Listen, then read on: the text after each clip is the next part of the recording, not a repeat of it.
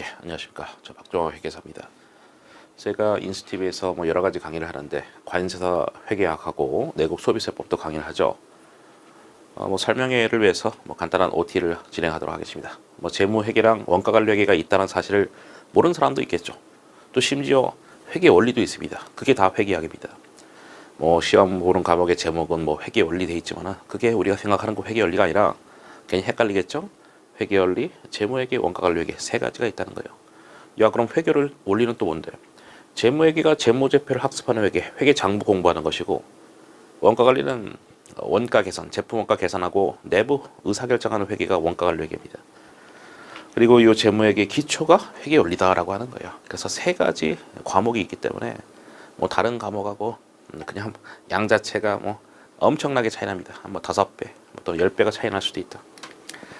회계학이 관세사 쪽에서 1차에서는 가장 중요하다는 것을 이렇게 들으셨을 겁니다. 처음 들었으면은 꼭 기억하세요. 회계학 때문에 망한다. 왜? 과락률이 최소한 50% 이상이고 심하면은 60% 이상도 나온다는 거예요. 과락이. 제 소개를 간단하게 하고 OT 한 10분 정도 다 진행할 건데. 저는 이제 회계사이고 세무사이기도 하다.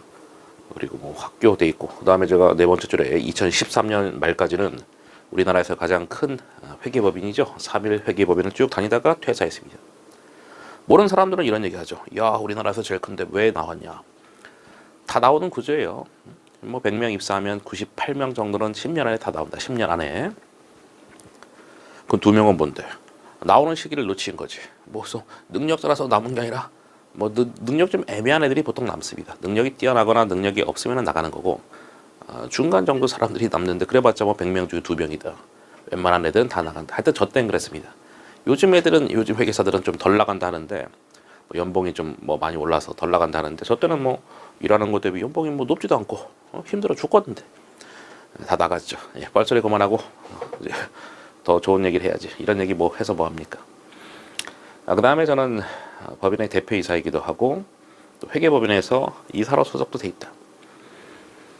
그리고 상장사 사회이사도 하고 정말 온갖 강의들을 다 합니다.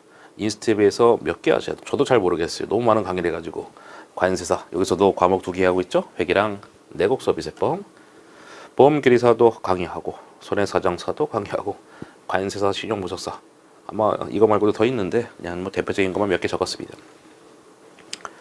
그래서 참 자주 오죠 인스티비. 그 다음에 이제 시대에도 에듀에서 세무사 강의도 하는데 온라인 강의로 진행하고 있고 그냥 여러분이 생각하는 모든 강의 다 한다. 감정평가 사두기 빠졌는데 그것도 강의하고 국세청 강의, 금융연수원 강의 엄청나게 많은 강의를 하고 책도 많이 쓰고 있다. 그런 얘기죠. 책도 다양하게 많이 쓰고 있고 제가 실무 강의도 하다 보니까 실무 강의 책들도 좀 썼는데 그거는 이제 안 썼어요. 그거는 외부에 팔리는 그런 책은 아니기 때문에 어쨌든 그것까지 하면은 100몇십 건 되겠죠. 여러분이 궁금한 것은 지금부터겠죠. 야, 그래서 네가 누군지 대충 알겠는데 그래서 어떻게 강의하는데 그게 궁금할 거 아닙니까? 그 얘기를 또 몇 개 해보면은 제 강의 특징을 쭉 적으면은 엄청 많지만은 앞에 3개 정도만 봅시다. 나머지 다 그냥 그런 얘기니까. 그래서 이제 가장 큰 특징은 제 강의를 들어본 사람은 알겠지만은 케이스 회계학이다. 뭡니까? 유형별 회계학. 그러니까 우리가 회계학이 이제 수학 같은 거예요. 그래서 어떤 하나 예제가 있다고, 문제가 있다고. 그럼 거기에 이제 풀이가 있겠죠. 근데 이제 보통의 일반 책들은 문제 하나에 질문이 하나지, 보통. 많아봐야 2개. 근데 제 책은 뭡니까? 심하면은 예제 하나에, 그러니까 예제가 문제죠. 질문이 12개도 있습니다. 장난 아니죠. 왜냐면 시험은 요 하나의 케이스에서 하나만 나오는 게 아니기 때문에 나올 수 있는 것들 다 책에다 다 집어넣었다. 이건 책의 특징이겠죠. 그 다음 이제 강의할 때 특징은 이제 회계 처리. 역시 회계를 공부 안 해본 사람은 뭔 얘기인지 모르겠지만은 회계는 시작과 끝이 다 회계 처리거든요. 회계를 기록하는 방법이 회계 처리인데 그렇게 이제 문제를 풀면은요 시간이 너무 오래 걸리기 때문에 문제가 만약에 40개가 있어. 그럼 40개를 다 그림을 통해서 다 풀 수 있는 스킬을 단 하나도 빠짐없이 다 알려준다. 예, 그게 가장 큰 특징이죠 사실상. 1번은 책의 특징이고 2번은 이제 강의할 때 특징인데 하여튼 그건 들어본 사람은 알겠죠? 이야 정말 신선하다. 신선을 떠나서 이제 충격적이다라고 생각이 들 정도로 다른 강사님하고는 이제 차원이 좀 다르다. 물론 제가 잘났다는 게 아니라 다르게 강의한다고. 근데 그것이 수업 목적에 적합하다는 것이죠. 그래서 책이 뭐 상당히 뭐 방대하겠죠. 뭐 제가 뭐 회계사 책도 쓰고 다 했지만은 회계사 책으로 치면은 내용이 반인 거죠. 강의도 한 반 정도 되는 것이고, 회계사 책은 너무 두껍기 때문에 3권하건 2권의 책이 있는데 우리는 그 정도까지는 필요 없고 강의 절반, 책의 분량도 절반. 물론 그 절반 해도 몇백 페이지야, 7, 800. 그걸 다 할 수는 없지 않습니까? 시험에 나오는 것들만 제가 다 추려서 강의를 한다. 그래서 이것은 출제가 됐다, 안 됐다, 중요하다, 안 중요하다. 물론 책에도 다 굵은새로 다 돼 있지만은 그것뿐만 아니라 이거는 뭐 출제가 또 될 수도 있다, 안 될 수 있다. 때려주고도 안 나온다. 그런 것들을 다 언급을 하겠다는 거죠. 그다음 하나만 더 한다면 뭐 PPT로 다 강의를 진행한다는 것이죠. 그래서 뭐 컴팩트한 수업이다. 예, 하여튼 뭐 그 정도 하겠습니다. 그래서 네가 뭐 가장 큰 책의 특징이 케이스 회계학이에요. 하나의 예제 질문이 뭐 심한 거 12개 됐는데 이거는 한 8개짜리를 제가 샘플을 갖고 왔는데, 뭐 다른 책들은 보통 이제 질문이 한두 개 정도 된다는 거예요. 하나나 2개 정도. 보통의 질문이 뭡니까? 다음을 회계처리하시고 끝, 이런 것이 많다고. 근데 시험은 그게 아니거든. 각각의 요소를 이제 물어볼 텐데 회계처리 물어보는 게 아니라, 그렇기 때문에 이제 그런 것들을 다 이제 그림 그려서 등등등 또 어떤 특별한 산식을 통해서 다 설명을 해드린다 이거지. 그래서 네가 뭐 그림을 통해서 뭐 강의한다며. 그게 뭔데? 일반적인 풀이가 이런 게 회계추리입니다. 회계추리 딱 봐도 뭔가 토 나오지 않습니까? 뭔가 할 게 많다고. 이런 거를 다 해서 하기 위해는 시간이 너무 오래 걸리기 때문에, 이 타피만 그런 게 아니라 제가 말했어요. 40문제 단 하나도 빠짐없이 다 뭔가 그림 등을 통해서 쉽게 푸는 그런 방식들이 있다는 거예요. 그래서 뭐 그림을 그려서 하는 것도 있고, 또 다른 뭐 요령, 어떤 T 계정을 통해서 하는 것도 있고, 하여튼 여러 가지 방법들이 다 있는데, 뭐 저만의 기술들도 상당히 많고, 또 다른 강사님이 못 쓰는 그런 기술들도 있고 해서 어쨌든 40개를 전부 다 회계처리 단 하나도 없이 다 풀 수 있는 그런, 소위 말해서 요령이 있다. 2025년까지 기출을 이제 쭉 본다면은요, 2020년부터가 이제 IFRS 시험이 때, 어쨌든 IFRS 뭔지 모르면 넘어가시고, 어쨌든 2020년부터, 아까 2010년부터 IFRS 시험, 그때부터 시험 제도가 또 바뀌었다고. 그래서 그때부터 쭉 보시면 재무회계는 뭐 일관성 있게 30문제, 원가 관리 회계는 10문제인데, 제가 말했죠. 제품 원가 계산하고 내부 의사결정하는 회계가 원가 관리 회계입니다. 그냥 간단하게 이제 원가 회계 썼는데, 원가 관리 회계가 정식 이름이고, 재무회계는 재무제표 학습하는 회계, 그것이 회계장부거든요. 그 다음에 이론 문제 보시면은요, 보통 한 10문제죠. 근데 2025년도 뭐 난이도가 상당히 높았죠.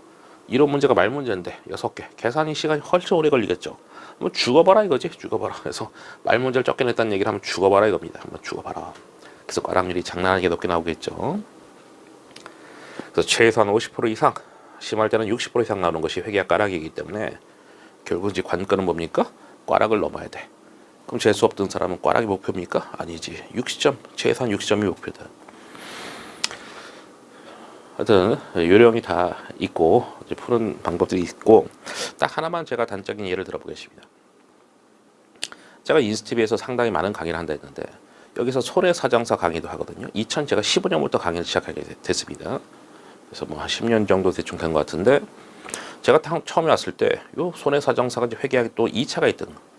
그때 보니까 놀라운 거예요. 합격자 평균 커트라인, 합격자 평균 점수지 커트라인이 아니야. 합격자의 평균 점수 회계학이 40 초반, 거의 42점인가?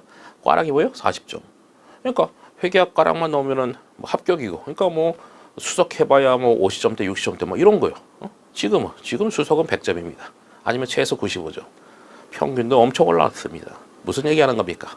예, 제 자랑하고 있는 거죠. 그래서 제가 딱 와가지고 다 정리정돈 다 했다고. 그때만 해도 10년 전만 해도 회계학이 미친 듯이 어려웠고, 지금은 회계학이 전략 과목이고, 다 회계학을 뭐 70점 맞아야 80점 맞아야 된다, 뭐 이런 인식이 파다해졌다고요. 그래서 다 제 덕이다. 웃긴 얘기지만 제 덕이다. 그래서 뭐 이런 것들도, 뭐 남들은 과락을 넘기는 게 목표지만 우리는 60점 이상 맞아야 된다. 마지막으로 공부 방법, 마지막이죠. 마지막 페이지. 뭐 회계학이 1차에서 가장 압도적으로 중요하다. 왜냐면 까락 나면 다 끝이기 때문에, 다른 거 100점 맞아봐야 회계학 까락 나면 다 끝이라고. 그래서 전업 수험생은 뭐 하루에 평균 한 10시간 정도 공부하실 텐데, 최소한 3시간 이상, 물론 1차로 기준으로 봤을 때죠.